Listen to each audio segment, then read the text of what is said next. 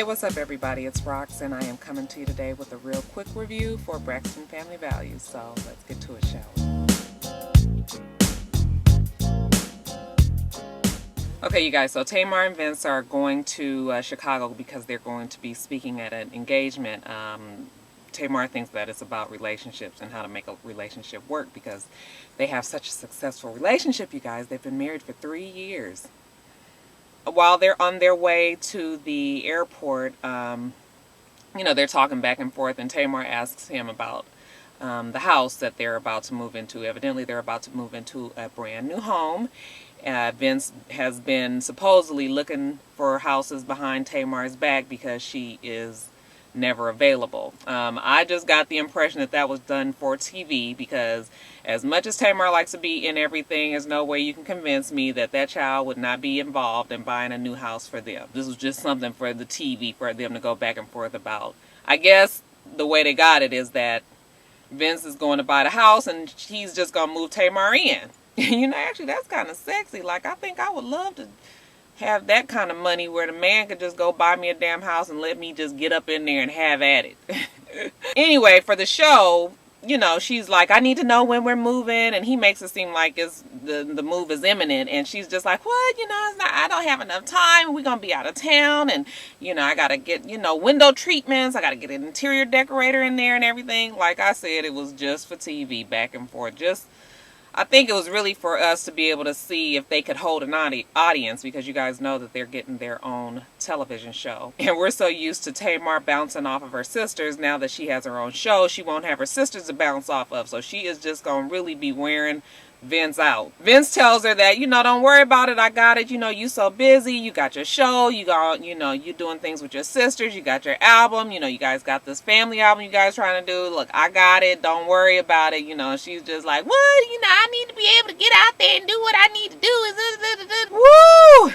Tamar. By the time that they get to Chicago, Vincent is plenty irritated and annoyed with Tamar. The way they edited the show, you don't really know why he's irritated with her. Do we really need to see why Vincent is ever annoyed with Tamar? I mean, hell, Tamar is irritating. She done wore on that last one good nerve that he has, and he's just telling her how she's just too much all the time. The same stuff back and forth again. It's just the banter. But they're at the restaurant, and they got a cute little blonde-haired white waitress who is helping them, and evidently the girl is, she's very nice and bubbly, and I didn't think she was flirting with Vince. She was just being nice. We already know good cop, bad cop. We already can see who's the good cop and who's the bad cop out of the two of these two. So the girl obviously is going to gravitate towards the nicer of the two. So she's talking to Vince, and Tamar is just like, is she flirting with you? No, she did not just wink at you. Tamar, girl, listen, girl, don't nobody want Vincent but you. That little girl was not flirting with Vincent. Absolutely not. No. Later on in the show, they get to their relationship seminar, and it's not really a relationship seminar. It's a speed dating thing at a club. Them people really is not even caring the fact that Vincent and Tamar are there. I mean, they're just the attraction. This was just so that they'd be able to say that Tamar Braxton and Vincent Herbert or Hubert or whatever his last name is, we're going to be at this club. Nothing more than that. Because when the lady was like, and now we have Tamar Braxton and her husband Vincent, them people was just like,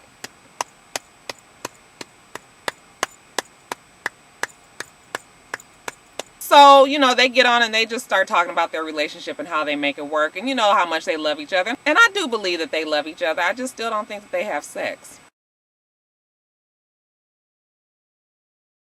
Alright, you guys, so Towanda then went and got her weight up and then scraped up enough coins to put a down payment on a new house. And I was glad for Towanda because, we've watched her go back and forth from her rental house to moving in with Tony Braxton, to moving in with Trina and Gabe, and just bouncing her whole family back and forth somewhere. And I like Towanda because, Towanda is a real person with real issues. And so, yeah, I was glad to see that she was able to get her house.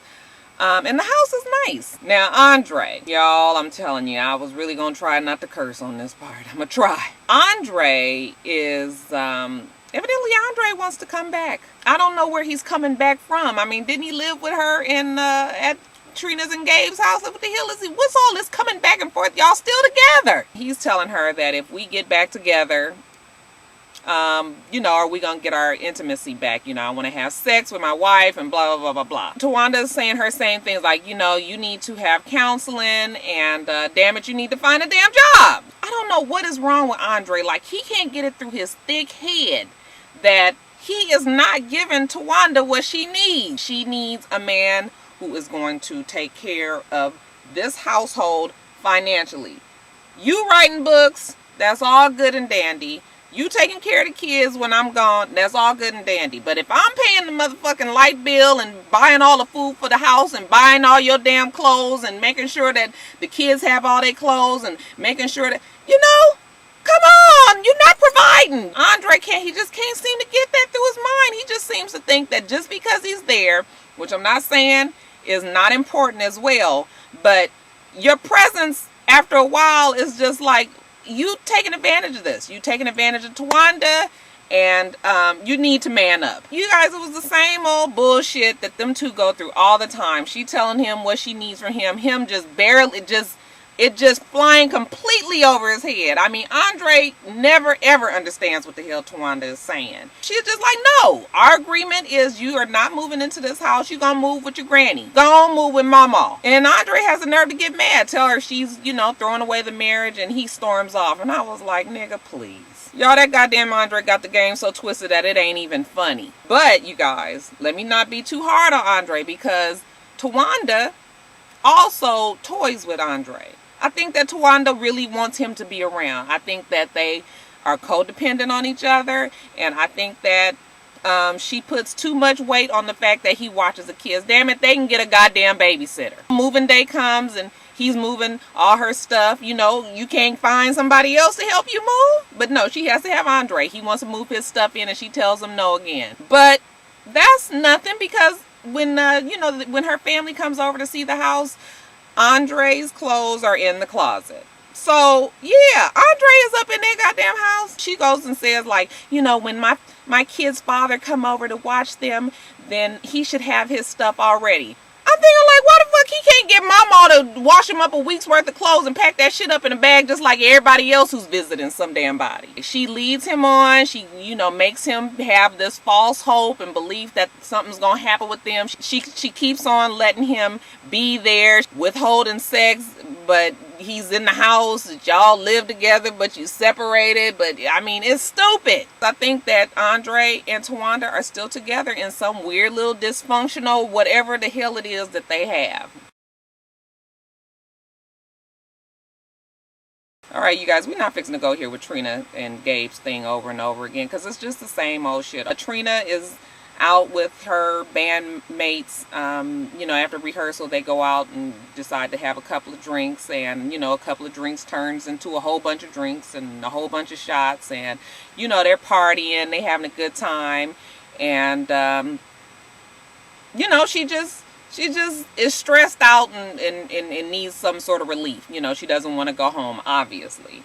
Evidently, Miss Trina drinks too much and decides that she's got to go to a hotel. Let me just, on a side note, did you guys notice how right before she was about to leave the restaurant, brother man Christian, better known as You Do Me and I Owe You One, he tells her, you know, where are we going next? Like, what club are we going to next? So that night continued on, and I'm gonna be willing to bet my last dollar that Christian was involved in some of that night going on from then on. So she goes to a hotel, remember, and she checks herself in because she is too drunk to drive. And, you know, she has a DUI, so we can't risk another DUI, right? All right. Do you guys believe that maybe Christian might have helped her on up to that hotel room? Damn it, I know what the hell is open after 2 a.m. Ain't shit open but legs. She gets home the next day. You know, Gabe is all over her, understandably. She didn't have her phone on. She was unreachable. You know, she's telling him that she was too drunk to drive. Why can't you call your husband and tell your husband to come pick you up if you're so drunk to drive? She didn't do that. She went to the hotel with Christian. Sorry. We just gonna call a spade here, y'all. That's where she was. It's just all fucked up. You know, I cannot blame Trina for being pissed at Gabe. because he's done what he's done. But Trina's done what she's done too. The relationship is just over. You guys are just continuously hurting each other back and forth. Yeah, you could love somebody, but sometimes it just can't work. You guys just don't need to be together. And this is a good example of the two of them, that two people that don't need to be together. To add insult to injury, Gabe is caught.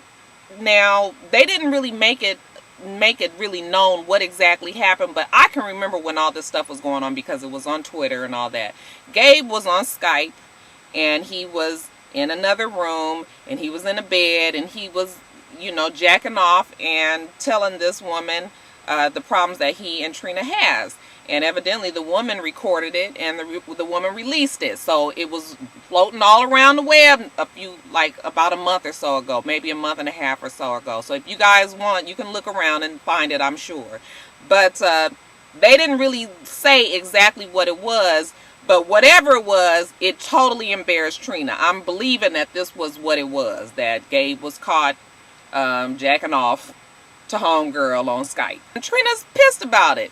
She's embarrassed. So the fact that she's embarrassed, I think she's just over it. I think we finally got the truth out of Trina, that she's over this marriage. And, you know, when they went to Dr. Sherry, and she was just like, I don't like Gabe. I don't want to be married anymore. I'm not wearing that bullshit ass ring no more. I'm not sleeping with you no more. I do not care. I don't want to be in it no more. I'm over it, over it, over it. And I was like, finally.